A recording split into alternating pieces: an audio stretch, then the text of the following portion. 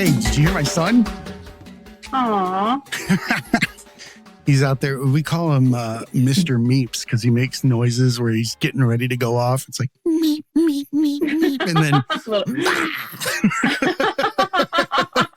So welcome to the Tragedy Academy, a show created to bridge societal divides in a judgment-free zone using candor and humor. I am joined today by Dara McKinley. She began focusing on forgiveness back in 2012 after some personal life changes. Notice that while many people discuss why one should forgive, few explain how to do it effectively. So welcome to the show today, Dara. How are you? Thank you. Thank you for having me. I'm honored to be here. I'm doing well. How are you? Living the dream. Well, you heard my son was making a cameo in the background as we came in. Yeah, congratulations. That's thank you so much. I appreciate that. For sure. It is. Mm-hmm. It is, for sure. Mm-hmm. So why don't you tell us a little bit about yourself and how you came into the forgiveness area of life?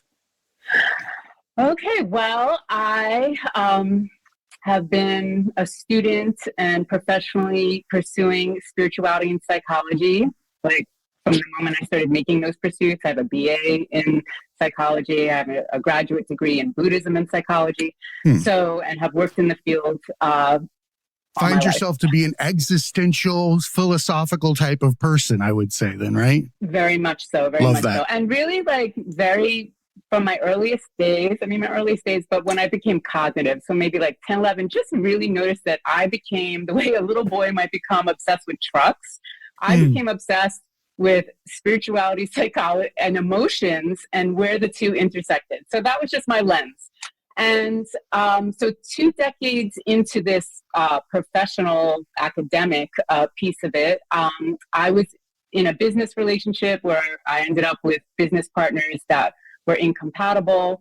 And we kind of held on for as long as we could. And then the whole thing fell apart. And I ended up losing my share in the business. And there was definitely like a huge element of deceit around how the whole thing went down. So I was relieved to be out of these relationships. And I was also, my heart was broken that I had lost this because the business had been my idea. It was just definitely like my child. So, but at the time I was like, okay, I have been studying psychology and spirituality my whole life. If anyone can get through this, I can get through this. And so I'm going to... It's always hard to walk the walk, isn't it?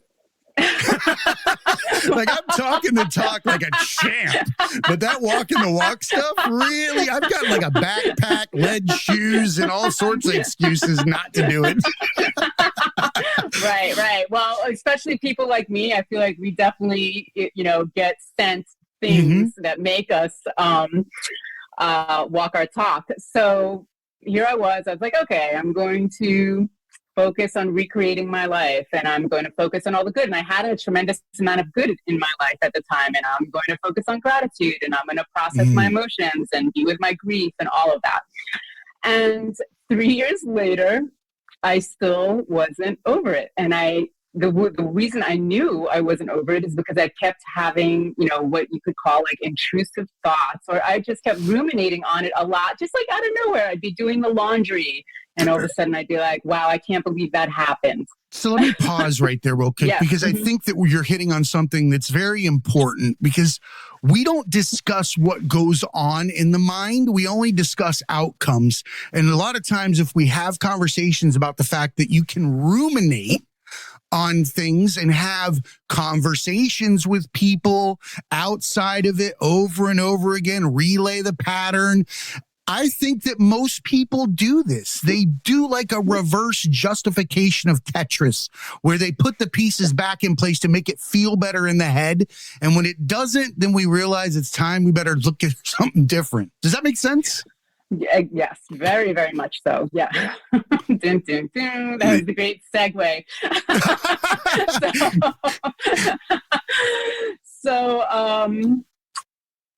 So as this is happening, as I'm noticing that I still have this negative narrative, looping in my head, I start to slide into a mystery illness. And the illness, it's insomnia, anxiety, fatigue, and the doctors can't figure it out. And I have a 3-year-old and a 6-year-old at the time. You can't be down like that. it can't be done like that. And I start freaking out that like something is really wrong with me. And then of course, me freaking out is just making all the symptoms even worse. So I arrived to October 2012, which is 3 years to the month that this whole business thing went down. And I am, you know, because I'm a very spiritual person, I'm also a very intuitive person, and I kind of know how to like really get down and dirty with surrender and kind of and receive, you know, I'm not psychic, I don't like see things, nothing like that, but like I can really receive strong intuitive hits. And so I thought, okay, this is one of these moments where I need help. I need a strong intuitive hit. I need guidance. I am becoming distraught. And so kind of just had this like deal with the universe, like, you tell me what to do right now, and, you know, I will do anything. Yeah, it's kind of like a coming to your deity situation. Right, a lot of people say a coming to Jesus situation, but we'll just say a coming to your higher calling or whatever it might be. Right. But I like to call that the on the knees moment where you plant your tree to become a new person, but you cannot do it until you are on the ground and have shaken all of the BS behind you off. Well said. So, and the message I got back was forgive. And I didn't like that message. Who does? That's not fair. They didn't say they were sorry.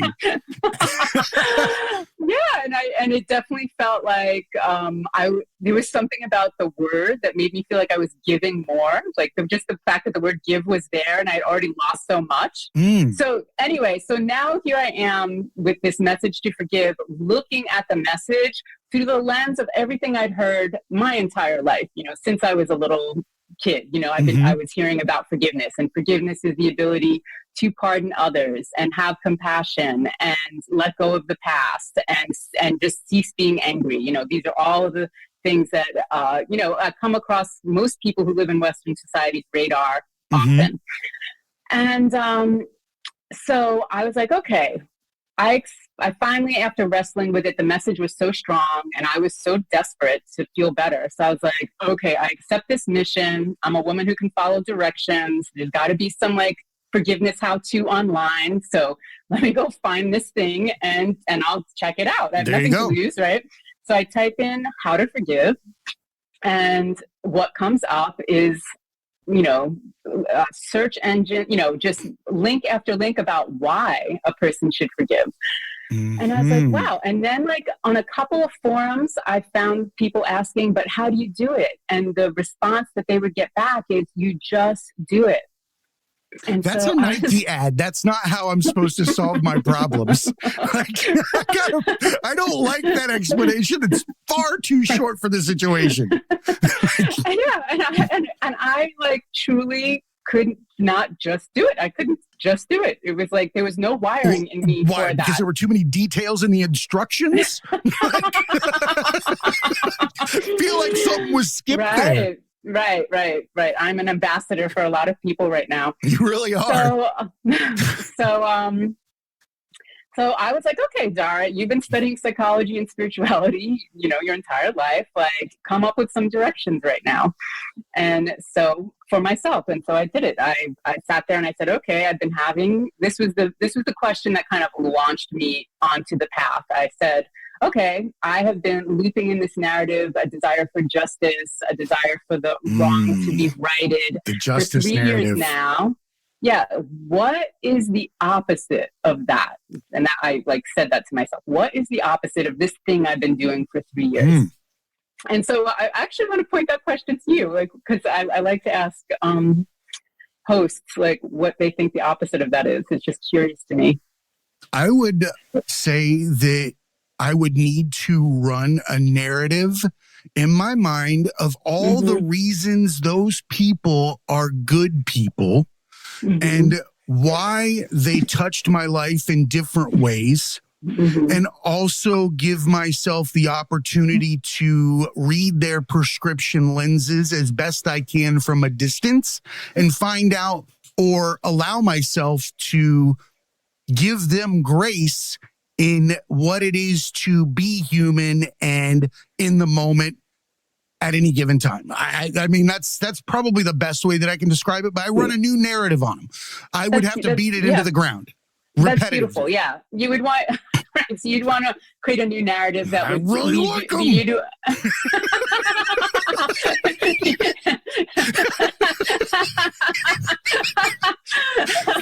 Sorry, that's how it starts. I'm sure that's like the first few times it's going to sound like that. But eventually you're going to get to find out what they meant to you, whether it's good or bad. I feel like you get to see what you learned. And then you get to recognize the strength of the tools that you picked up in that scenario. Right. And then go in your toolbox, and going forward, you don't have to look for a wrench ever again, because a wrench is at that intersection back there where you came to deceit and loss of business in one intersection. Right. So I love it. And I love that your narrative is all about arriving to a place of ultimately, after repeating the high-minded narrative enough, that you would arrive to meditation, if you will. Right. You would arrive to a place of compassion.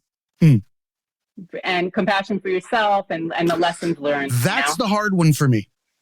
Because people do not realize that when you harbor resentment of others, you do not forgive yourself for having that resentment. It's an invisible narrative running in the background, because to be human is to forgive, right? Because otherwise we're staying in a state that is not love. And we are in our natural state when we're feeling love for others. To retain that and hold it in is going to cause maladies, issues that we don't know. I think we're getting ready to go into how you probably got an illness and you started to find yourself in that situation. So I'm really curious to see how this unfolds. So I just want you to know I agree with everything you just said. So my answer to that question that night was, I can bless this whole mess, every aspect of this entire mess, with the highest love. Oh, you went with a home goods sign. Bless this mess. Let's keep it simple. I like it. Tell me I'm not wrong. Exactly. So these things are in everybody's home. Next time you're in Home Goods or Target and you see bless this mess, you will see the depth of that message. Thinking about my childhood. Right. Not a dirty kitchen, I promise. I'm thinking about something way deeper. Right, exactly. So I did that and some other things and followed it diligently. And 3 weeks later, I felt a peace that I hadn't felt in 3 years. And I was a geek for healing modalities. And so when I arrived to this moment, I was like, damn, forgiveness is for real. Because I was definitely more of a skeptic, for most of my life, even though I'd heard about it throughout my life. And then my second thought was, oh, wow. And that wasn't pardoning. Why does everybody think and say that forgiveness is pardoning? But that was that. And I just went on with my life. But I personally became a devotee and just kept, that really horrible thing happened 5 years ago that I still have feelings about. Will this thing that I figured out work on that? And it did. And so in my own personal life, I just started forgiving everything. Started using that wrench for anything that it would fit. Right. And then over the next 2 years, as I was doing this, I was having conversations with people, and I started to see that most people were where I had been. They had something they wanted to forgive, and they lacked a practical path. Keep going. I'm recording somewhere else as well, so I just hit this here. Sorry about that. Yeah. So that kind of sent me into an even deeper dive and made me realize, oh, wow, there's actually a need for this thing that I put together.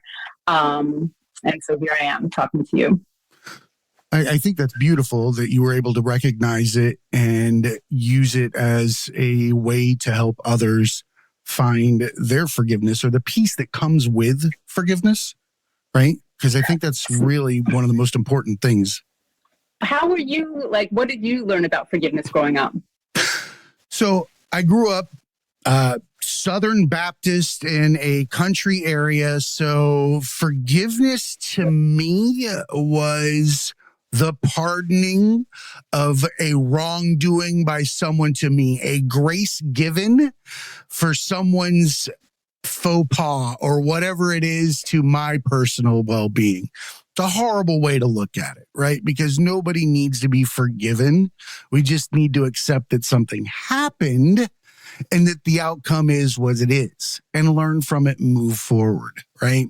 We didn't do that. As a kid, it was always like, you know, the old school Bible ways was the way that forgiveness was applied. And did you feel like people were able to do it? No, absolutely not. Forgiveness in my childhood was a tick mark in a battle back and forth of who's in the current state of shame, right? It was a way to control others. It was a way to manipulate that I think a lot of people don't realize that they do. Sometimes we don't forgive because it's a very convenient way to hold a position in life or reign over others in some way, shape, or form as a way to defend our own insecurity at the end of the day. So not only are you taking it out on yourself, you're taking it out on others, and the child inside is the one that's suffering in the end, right? Just kind of how I look at it. Right. So it's interesting, this this spiritual phenomena that's, you know, kind of crosses all religions and faiths and has this very specific definition to pardon others, actually like doesn't work for a lot of people. And real quick, I need to say a disclaimer. There's a lot of stories of people who have forgiven wars and atrocities and really intense things. And these people define forgiveness as pardoning, and they 100% swear it changed their life and put them on the path of healing. And I believe these people. I do. And because I think that the pardoning definition, it's so strong and widespread. It has to be working massive. For someone. It has to be working for someone, right? Massive. And so I believe that the pardoning definition does work for some people. And I believe especially those of us who identify as spiritual but not religious, and that my hand is raised, that's my identification.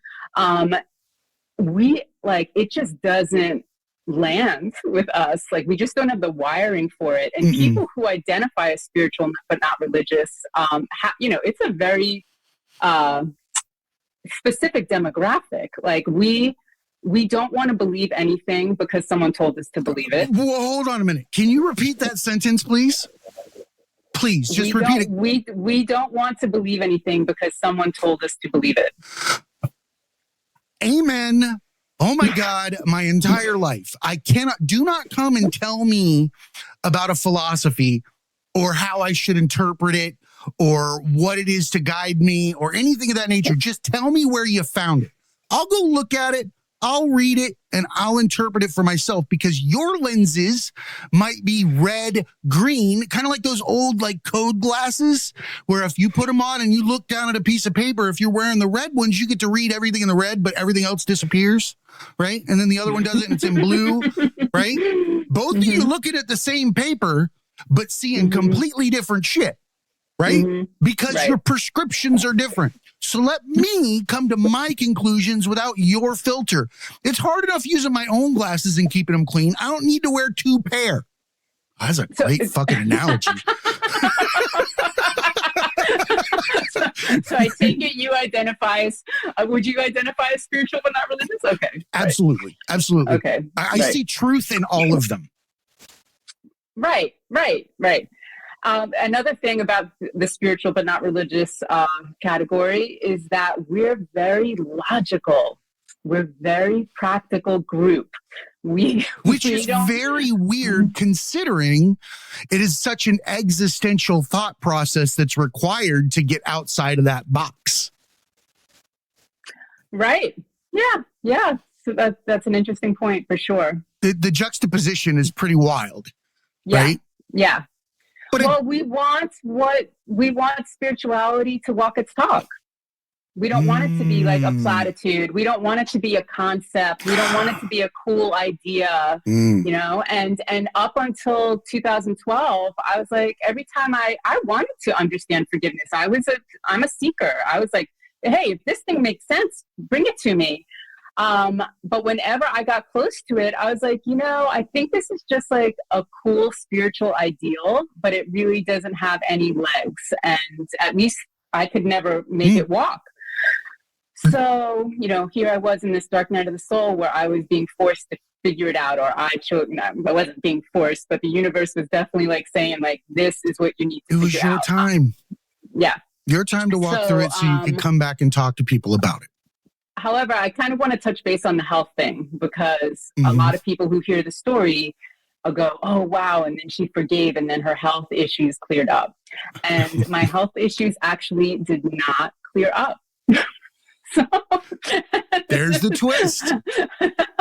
However, I have resolved like mystery chronic pains with the practice. And then there is a lot of, you know, forgiveness is moving forward in terms of becoming, you know, more accessible and more logical in general. So there are people who are doing research on the forgiveness as I present it and understand it and teach it.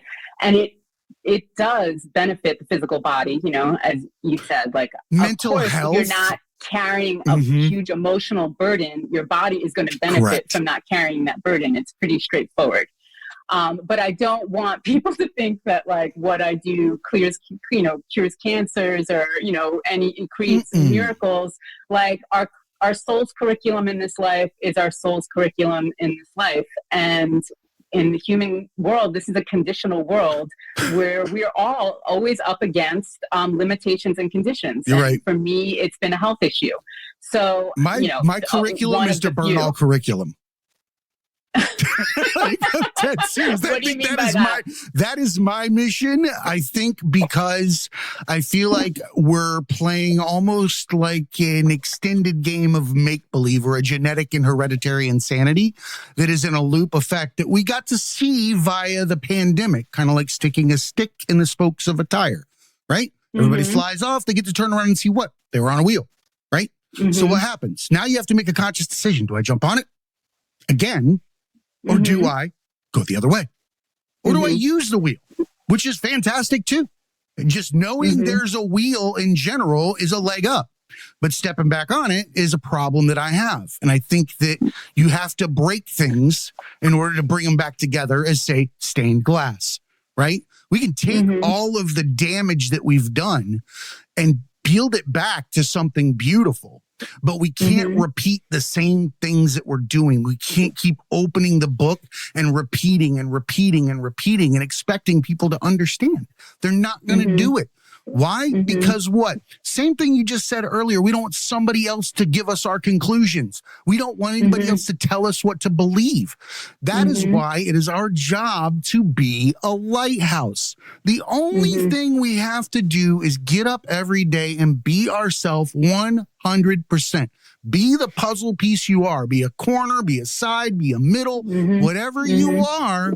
And then the rest of it falls together around you. Your friends will be with you, right? The people that you care about will come to you because their pieces fit your pieces and the other ones will fit where they belong. But in the meantime, we all look like that busted ass puzzle you find at like a cabin that's been rented for like 15 years and there's like shit scribbled on them and the corners are bent. There's nobody cares enough about themselves to be themselves. They just want to run the narrative. It's a really exciting time in terms of people really separating themselves or divorcing themselves from what society tells us to be versus who we truly are. I love Gen Z. Right. Yeah. It's awesome. And it's super exciting to, are you Gen X? I'm Gen X. Okay. I believe that we are here to give Gen X glasses to Gen Z with their empathy and allow them to be able to properly help society without mowing them down like, Cyclops and X-Men. I think that we're the glasses that they need in order to put such beautiful intentions to good use. Right now, they just want to mow it on. Yeah, but just like how you're probably going to raise your son, is that we have gone through such a process of differentiation to divorce ourselves from these wax narratives that we grew up in. Whereas like your son is going to always be, you're going to always direct him back to his personal truth. And I have to say that like my mother grew up in a Catholic family, and she was the youngest of 10, and she questioned Catholicism and was reprimanded for it. And so I grew up in a house that really makes you believe harder. Right. So when she had my sister and I, she very much protected us and said, these kids are they're going to be seekers. I'm raising them to be seekers and to find out the truth for themselves. I still had it coming at me from every other place it possibly could come at me, but she really did like hold on to that, and I'm so grateful today that like I wasn't like, I don't know what your process of differentiation was from growing up in the Baptist church. I imagine it was huge. So I was in the Baptist church as a kid, and then my stepmother, I was in the Catholic church. And then after that, I did the tour of all the things that you could see in the deep South, from anointing the sick where they fall on the ground after the preacher touches them and they hit the folding chairs and whatnot, snakes, the whole thing. Like I did the whole tour because that's how the South is. It's the Bible Belt, right? I didn't have a problem with it. I didn't believe that the people saying what they were saying believe themselves, if that makes sense. Right. So much like you had this, entanglement with forgiveness, I had an entanglement with the word faith. Faith was something that was extremely difficult for me to wrap my head around, right?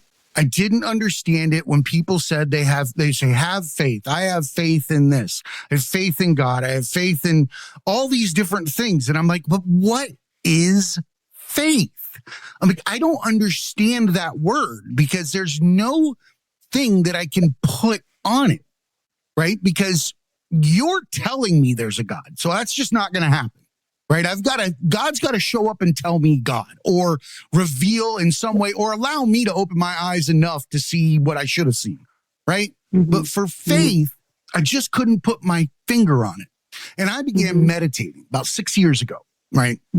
Because I was at a crossroads in my life where I was on my knees and I had to plant a tree all over again because I hated what I was doing. I was a solution architect for some of the largest consulting firms in the world. I was making great money on paper, looked amazing, hated life. Right? Absolutely hated life. I'd buy get a theater, get an Audi, get whatever, and still feel like shit 2 days later. Well, guess what? You got to take care of the child that grew up, with food insecurities and around drugs and abuse and things like that. You've got to take care of that. So there was a amount of time where I didn't even know who I was for all those years. But what I did hit my knees. And that's when I started to have that love affair with meditation and started trying different methods. And when I began working with my breath and I got further into meditation, because let's face it, if I told you to watch your breath right now, you'd breathe for yourself. You'd take it over and start breathing. 99% of people do that. We even tell people to catch their breath. What the hell else were they going to do? Like it's not there when you're not doing it. It's always going. So for me, it was the moment that I was able to cease trying to breathe myself and allow breath to return without my assistance. When it came back to me and gave me life back without me trying to pull it back and witnessing it release and come back and release and come back. For me, that was the moment that I realized, That is where my faith lies, is in the return of breath in a heartbeat. Because those things, nobody else has any other influence over but me. And if it returns every time, I can have faith in it. So that's how I was able to connect the dots for my word, or for that feeling that I couldn't get a hold of. Why? I noticed your logo is of the right and left hemisphere of the brain. It's a yin yang, and it's actually the theater masks. No, not. It's the one that's actually of the skull, not the. Oh, behind me over here. No, Which one? it's this one. It's on your website. No, it's So on the you're talking about the hemisphere. Okay, I got you. Okay. I was thinking of the logo itself, the yin yang, non-purist skull, and the tragedy academy. But I know what you're talking about. Yes, the two hemispheres of the brain. I do believe that you have to be able to lay with your lion. I think all people have the same thoughts. They just choose when to pull them into their mind. Right. And their lenses will give them the opportunity to reach out and pull them in and make them their reality. But I believe we're all in the same boat. And I think that left and right hemisphere of the brain is indicative of the two of a greater whole. Same thing with the yin yang. So what is your do you understand like the left versus the right? I mean, I imagine you do, right? Wait, a left brain is creative, right side is logical, isn't it? Well, it's the opposite. Or opposite, sorry. Yeah. Something like that. So, because that, I teach people that we're anatomically designed to forgive. Explain that. So, the skills that we need in order to forgive are our creativity, imagination, intuition, and our spiritual connection. And these are all qualities of the right hemisphere of the brain. No, our culture does not cultivate the right hemisphere of the brain. Not at all. At all. We're all. There's a reason for that, but that's another show. Right. So we're just being hammered with developing the left hemisphere of the brain, which great. So we are going to survive and we're going to, however, when we hit crises moments, the left hemisphere of the brain, logic, actually is no good in those moments.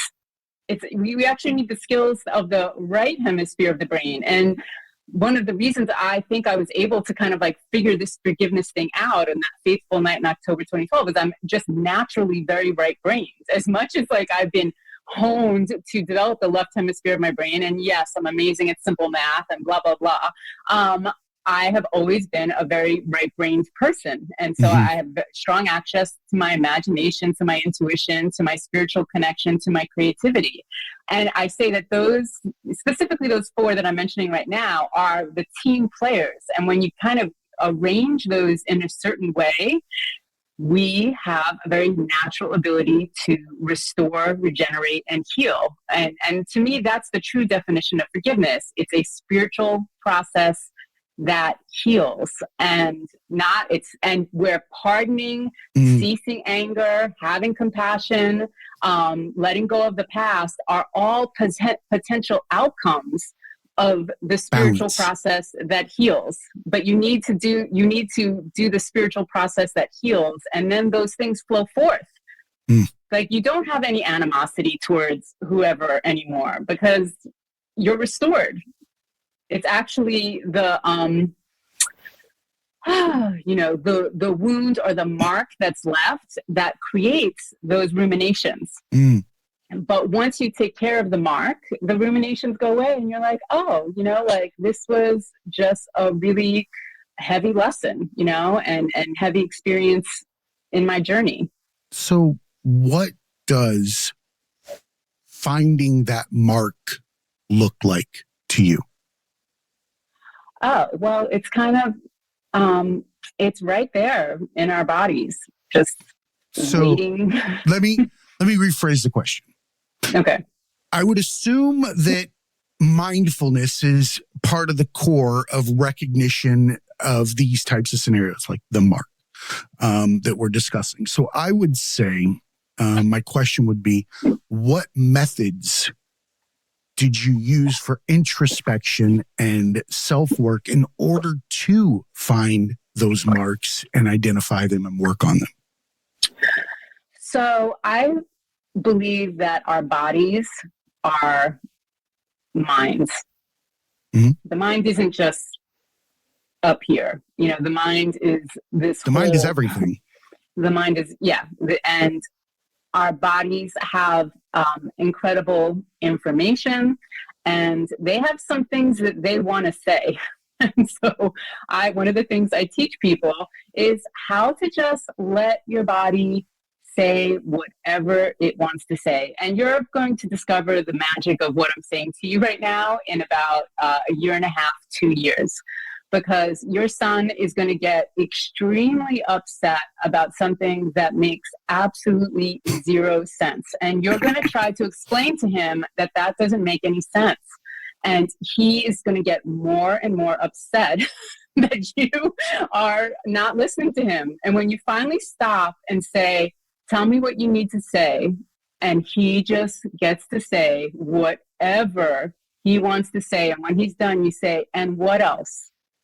And he just gets to keep going. You're going to find that you just found the magic of calming down a toddler. And he's going to look at you in a very soft way with like, thanks, Dad. And he's going to run off and be okay. And so in terms of, you've mentioned inner child, I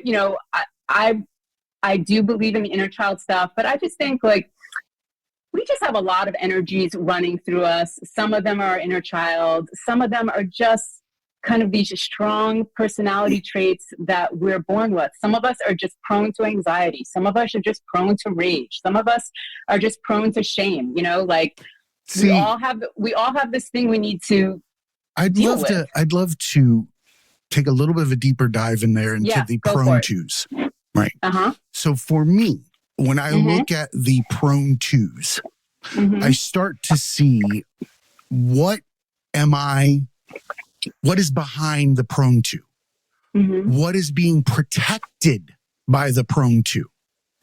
What is being protected by the personality trait? What is being given shelter by this addiction? What is those things have a mark, so to speak. When I say a child wound, that could mean last week, that could be 5 years old, right? It's a wound before now. And I like to think that's why the other part of the logo itself are the masks, the sock and buskin mask, tragedy and, comedy.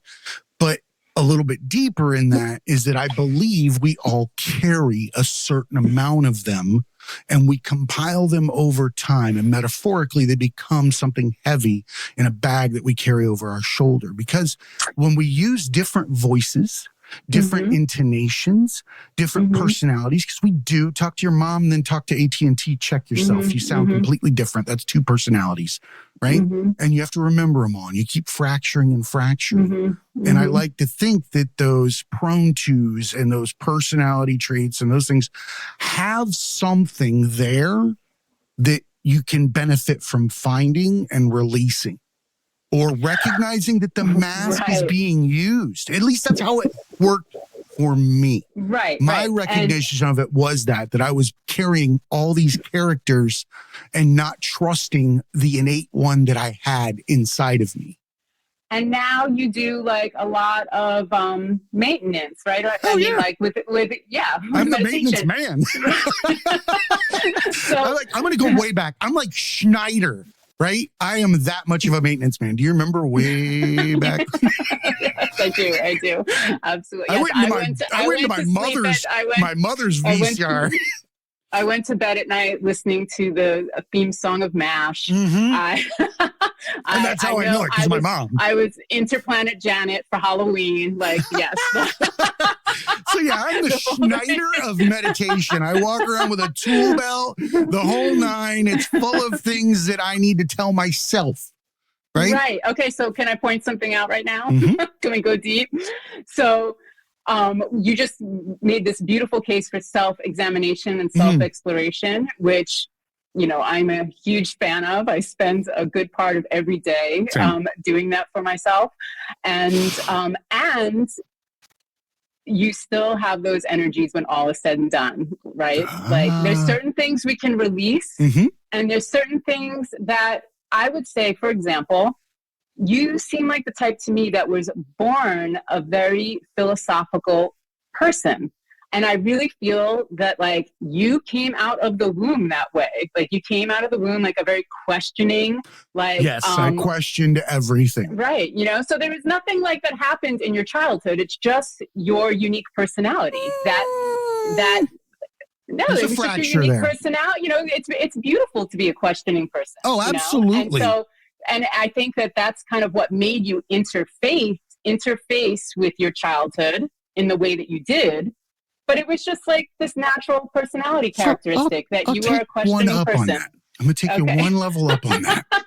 So as a child, we see intuitive people, empathetic people later in life. We try to put a label on it. How did that happen? Some people say it's spiritual. Some say it's psychological, right? And from the psychological perspective, it took me a while to come to terms with that and the spiritual side of it. And it was that as a child, if you're raised in a traumatic environment, right, where you're constantly hyper vigilant, right, and the caregivers or adults in your life act fractitiously in the way that they handle you and introduce you to society, right? Are we following? That for me becomes a extremely hypervigilant and examinative person. I believe no one. I never believe them until I know myself. I was always in a position of defending myself and questioning what somebody else's motives were. You are correct, though. I question the shit out of everything. I did that before that. I just think it got magnified by, a belt. Right. Yeah, like you were somebody who really could have used consistency and what's it called? People who are of their word and for things that were being said to actually like make sense in the real environment. So because having a world of integrity, right? Let's say that was so important to you that when you saw that it didn't have integrity, that completely lit up, like that fired up all your warning signals and made you like, oh, this is not a safe place. And then that whole wiring got played over and over again because you were a kid and you were stuck in that situation. 1000%, I'm with you. But let's talk in a year, you're going to see like you're this little boy you have is not a blank slate. No, that's why I said he's got a personality. Genetic and hereditary insanity. Right. He's got a personality. There's both. It is 100%. I firmly believe that we're all walking around in a cloud or a fog and that all other creatures on the planet are in heaven. They're watching us and our mental illness stroll around a beautiful rock without realizing that every book has already said we'll get there eventually, but they didn't say there was a destination, right? We're already there. We're here now. We just have to give into reality, life, and our surroundings, and the now.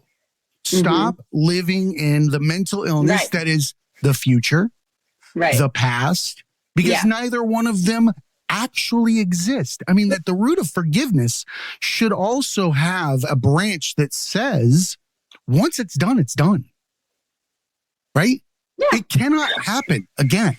Like there is a certain amount. Well, it can't happen again in another, instance. But for my understanding, I like to say like PTSD, right? Let's use that as an example. Yeah. I had a very off-color joke told to me one time in the barbershop. This elderly gentleman says, he's like, if you locked your dog and your wife in the trunk of your car for an hour and you came back later, which one would be happy to see you? And I was like, okay, whatever, dude. Yeah, the dog, but that's, horrible, right? But there's something in that, right? And when I say there's something in that, it's that the human, whoever was in there, would probably go on and have a certain amount of defined life from the time that they were trapped in the trunk of a car. They write a book about it. They have PTSD from it. They never want to walk by a Lincoln Continental. I don't know. Whatever the outcome is. Dog doesn't give two shits. It's done. It's over with. Chop a dog's leg off. Done. It's over with. Dog's going to run off on 3. So there's a certain amount of that genetic and hereditary insanity. All right, I'm going to loop this back in. Oh, I love it. Let's do this. I'm going to take you deeper right now. So what that dog is actually going to do when it hits a moment of trauma, it's going to allow its body to move however it wants to move until the trauma is substantially moved from its body. So like when an animal narrowly gets hit by a car, it'll go off into the woods and shake for however long. So this is kind of when you talk about like, where's the mark? Where's the mark? The mark is in our bodies. And it's like, do we have the courage and to just say, okay, I see you in there. What do you want to say? How do you want to move? What do you want to do? Like, what is it that you need in order to move this energy through? So this is, again, I teach people a lot of things in this course, but that's one of the main things that I kind of love to get out there, because I feel like moving energy, we somehow, in becoming civilized Westerners, have had this stoic view of energy moving through our bodies. And if we look at animals and children, again, I bring children back to your son. You're going to see this with your son, and it's going to be gorgeous. Like, he's going to just move his body and do what he needs to do with his body unabashedly. And it's just going to be this like gorgeous, primal, healthy response, Yeah, authenticity. That's going to be very healthy to circulating energy within his body. But all of a sudden we become these civilized, trained adults, who are just way too up here, and we disregard like all the major energy that's wanting to be tended to and moved down here. Yeah. So, and when I say, with feeling your feelings, I think that is like awesome. But I feel like for a lot of people, feeling feelings is an incredibly scary thing. Like I liken it to saying like, jump into the deep end, but hope you can swim, while you're in there. I agree with you. It scares people all the time to have to go through something that they left in the rearview mirror, thinking it would never show up again. Right? I like that analogy where I use a rope as you go through life and you come to a trial or tribulation. You have a choice. You can either A, live it, feel it, hurt, cry, hit the ground, fight, go through it, or you can tie a knot in your rope and move on.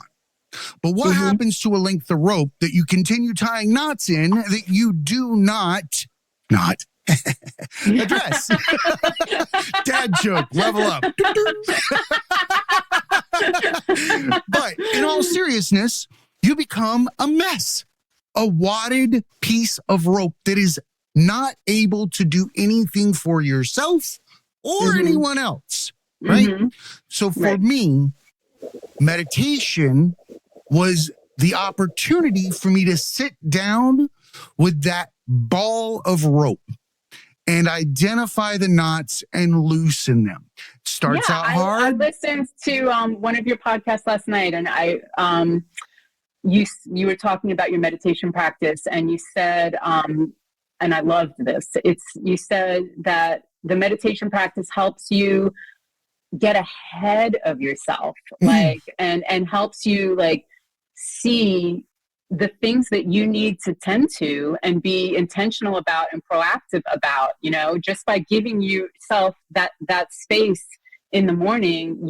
It's like, and you wouldn't, prior to meeting me, or maybe never again, once this conversation's over, I don't know if you would ever have described it in this way, but in my opinion, it was like you were giving this spaciousness to your emotional body, and being like, okay, I see you. Like, what do you need? Like, how can I tend to you and nurture you and nourish you so that we have a good day, and at the end of the day my wife loves me and everything's cool. No, you're exactly right. And I think that we are so often ignorant to the fact that we have an observer. We are observing ourselves because something has to be taking it in. I have a question Please. for you.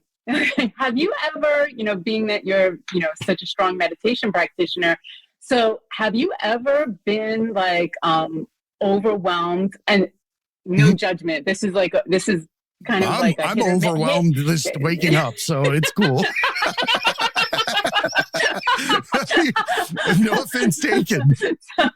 So this is kind of like a hit or miss question with meditation practitioners, but I always like to ask, has a profound feeling of unconditional love ever completely taken you over? Once. One time, post meditation, walking my dog. I've read, so I was not of a spiritual nature, just more of a skeptic growing up for the longest time, again, until I started meditating. And for me, I've never even talked about this on the show before, but I was with my dog, I was walking, and at one moment I knew one thing, and the next moment I knew something completely different. And in that completely different, it gave an overwhelming amount of love and forgiveness for everyone around me and myself all at once. And it's kind of something that I discuss all the time during the show because I say it constantly. It's a genetic and hereditary insanity. Right? In my mind, at first, the way that I felt after that was slightly confused as to how to put words on it. Right. I knew it. It was like somebody had snapped a finger and removed something that was actually paper from in front of me that I could have gone through the whole time. Like, how did I not notice this kind of scenario? And it allowed me to see that it's not their fault. It's not anybody's fault. We're only perpetuating what was given to us by the last generation over and over and over. And the longer we play the masquerade, the further we go down the rabbit hole and we forget who we are. Right? I think that maybe consciousness gave us a fear of death. Or what's next? So we began creating because that's what we're good at. We created legacies, we created buildings, we created. So that experience that you had of like pure love, right? And often meditation practitioners report having experiences like that. Yoga practitioners as well. And it's interesting because for a lot of us, I didn't know it at the time. For a lot of us, it happens like once we get off the mat. You know what I mean? Like you go walk the dog, and then Sean Korn, reported this exact same experience, and she's a huge yoga practitioner. Anyway, so my point is that is, and real quick, this is also what near-death experience, people who've had near-death experiences, they report that exact thing. So according to like all the mystics, that experience is what we truly are. That's actually, we're in the matrix, and that's actually like once we get out of the matrix. You're speaking my language across the board. But here's the thing that I wanted to point out. That is medicine. That is a medicine. That is a medicine that all human beings. I could have run 100 miles access. that day. I seriously could have. You can use it tonight. You can use it tomorrow. It's something that all human beings have access to. And this is the other thing that's unique about how I teach, is that I'm teaching people like, how do you access and apply this immense love that is the truth of our existence, even though it's blocked from us, 99.99% of the time. How do you use that and apply it to the mark that's was left? And I mean, honestly, you forgive yourself for holding on to it. Well, yeah. I mean, so again, I don't define forgiveness as pardoning, right? Yeah. I define it as the ability to access that love that you experienced so vividly. That love is always right there, but that night it overtook you. It's intense when it comes on. I only had it here I am. I teach people how to do this, right? But in terms of the experience that you had, I've only had that experience once in my life also. It's a very rare and overwhelming experience to have that actually like it's almost a little like scary. an electric I shock. remember, Yeah. It jolted the living bejesus out of me. I had to stop for a second. Right. And right. honestly, I couldn't have found out any other way about my reality because again, nobody tells me shit about what I believe. So all of those steps, and I had to, whenever something would happen on my journey, nobody was leading me down the road. Nobody was telling me what to expect. Nobody was telling, because I don't want to know what to expect because then I'm probably going to do it. A suggestion. What do they call you? People like you are self-arising truth seekers. Ooh, I like that. Sounds fancy. Self-arising truth seekers. Sounds fancy for just get out of my way. Do it myself. But you're not wrong. Like, so for me. Well, I'm so glad I didn't have to convince you about, because I don't like to convince anybody. I have zero interest in convincing anyone about anything. They'll get it when they get it. I'm so glad that when I said, like, have you had a profound experience of unconditional love? Had you not had it, then it would just be like my experience versus your experience. But I'm just so psyched that you were like, I honestly don't talk about it. I did. Yeah, I don't talk about it, but I mean, there's something to be said about taking the time to love yourself enough to spend 10 minutes or 20 minutes with your own mind and heart. Like I was disrespecting the out of my existence. What can you tell me? Like, what's your feeling towards like having a child? Like in terms of unconditional love. I mean, I imagine that's huge, also, right? Right. Are you blown away right now at like this 100%. At this little thing that you look down at and you're like, oh my God. This is going to sound mildly narcissistic, but it was almost like seeing myself get a whole new slate. Aww. Right? Like I could see that I wasn't going anywhere. No matter what happened to me, I was going to be here with him because he is me. We're the same person, just separated in time. Right? That's why we have reincarnation or past lives or whatever. But you're connected to everybody. I just assume that we all have a long DNA strand and you can pick up on your past people at any point in time. There's a lot of bees. But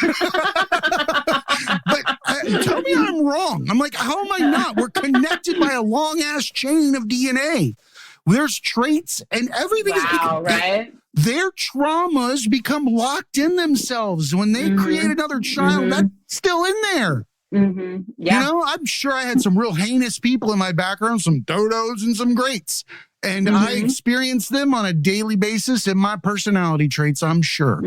Right? Wow. That's the way I like to look at it, is that I believe that we are an amalgamation of the people that came before us in our genetic line. That's your past life. Was I a ninja at some point in time? Maybe. Who knows? 23andMe says I'm white as shit. Like I just fell from the sky and landed in Europe and there's no track anywhere else. I was really sad. I was like, man, I don't have any seasoning. I'm like a boiled chicken breast, like a wonder bread of life. That's kind of mad. But I think that we are an amalgamation of where we come from as far as the genetic composition of our parents, our grandparents. You feel like a profound connection to that ancestral line, you know, now that your son is here. Like, you're like, oh my God. I feel like you know how when you drop a anchor in the water and there's slack in the line? I feel like the anchor was already there the whole time, but the moment that my son was born, that line went and I knew my place. I was there and he was always going to be on the other side of it and I wasn't going to move ever again. But he was going to be the one to continue. Does it make sense? That tautness told me I was done. But I wasn't because he was continuing on the same line. Wow. No matter how far he went. And then when he had someone, he would stop. and then the next one would go. But you can always, just like those cups with strings, you can turn around and talk to your past. You always can, because there's no such thing as time. Right. It's all accessible at any given moment. It's just the lens that you're wearing when you're reading the book. And we leave more glasses than lens crafters on the fucking couch than we use. If we took the time to use all of the viewpoints that we could possibly have, we would recognize again that we're in heaven, right? We would recognize that everything we're doing is just a masquerade to protect ourselves from the ultimate reality that we're all going to die. Like, I feel like everybody fears that. And there is no death. Correct, because you're already dead. Time doesn't exist. You already were born and dead. You're just viewing it from the outside in. That's, again, you have an observer. Once you take that moment to become mindful enough to access that observation point, you will get to see that you're acting. Everybody is an actor on a grand stage, just trying to be loved and accepted from moment to moment, stacking up shame, stacking up guilt, trying to exchange things and have these moments, but there's nothing to be done with it. It's all a personal choice. The mind does control everything, like you said, double slit experiment. It all starts here, right? It's not from the outside in, it's from the inside out. I love it. So I genuinely appreciate you coming on. And I like that you let me push a little, but I knew that you were going to have fun, right? Yeah. I love the conversation. I love the conversation. Totally. I mean, it's, you know, have you read Harry Potter? Yeah, absolutely. Okay. So the world is full of a lot of muggles, right? So it's always nice to meet a non-muggle and talk. Right? Absolutely. Because, I mean, you get to do it all the time because of your podcast, right? Absolutely. Well, I talk to so many different backgrounds. That's the beauty of this show, is trying to transcribe those prescriptions for other people to read, to show people that slice of life and where they're at and what comprised who they are, so they can understand it and not judge it, right? And bridge divides. Yeah. And people like you operating in the world of forgiveness is, you know, integral for all of us to come together. Because if we don't understand that, if we don't comprehend it, or if we don't realize that there's a million definitions of it, and that it really actually comes down to love, right? I think that we come into that problem with language all the time, because we don't understand that other cultures have words for things and feelings that maybe we didn't identify, but we try to fish hook them into a particular word that fits ours, but it definitely isn't as deep, right? So learning forgiveness on a spiritual level eliminates that vocabulary problem, right? It allows people to connect on a deeper level and eliminate the fact that they've been told or learned their communication, but a baser instinct is and I just think love. like, you know, especially for people who feel like it's a cop-out, like, you know, so one of the messages I just, you know, want to help get to people is that, you know, look, as I said, there's a lot of people that this pardoning definition works for, but if it doesn't work for you, that doesn't take you out of the forgiveness game. And I would like to We're even going to take away your forgive. Well, a lot of people have something to forgive, and they won't do it because they think it's pardoning. They're not ready. Well, they just think that pardoning would be a cop-out, or that they would mean they were a loser. You know, there's a lot of reasons why people just are like this, or what happens is truly unexcusable. Again, these are very logical people, and if it's unexcusable, it's unexcusable. So, so just one of the things I want to, it's my tagline is the structure of forgiveness, but the next thing after the structure of forgiveness is, what if forgiveness isn't pardoning? And so that's the question I would love to leave with everybody is, what if it's not? What if it's something bigger? I absolutely love that. I love that. Okay, cool. So why don't you tell everybody where they can find you? Oh, yes, howtoforgive.com, which how to forgive is what I typed in on that fateful night of October 2012 when I was looking for my step-by-step. And so that's the name of my course. And it's a 6-week course, and it runs 3 times a year. And it's really just all, as I mentioned earlier in the episode, about developing the right hemisphere, the capabilities of the right hemisphere of the brain in a very strong way. I want people to graduate the course and be like, wow, like I understand this part of my brain. I know I can confidently use it and ignite it when I need to. And yeah, it's and I invite people to enter into the course with something they want to forgive. So at the end of the course, they can see how powerful it is. I can't imagine nobody or anybody shows up without something. My demographic's huge. Right? You have an infinite pool of candidates. So again, thank you so much, I genuinely Dave. Thank appreciate you you. For having this podcast. I love the name and I love the conversation you're spinning. And appreciate it. Yeah, it was a pleasure to be here. Thank you so much. And remember, everybody, be cool and keep learning.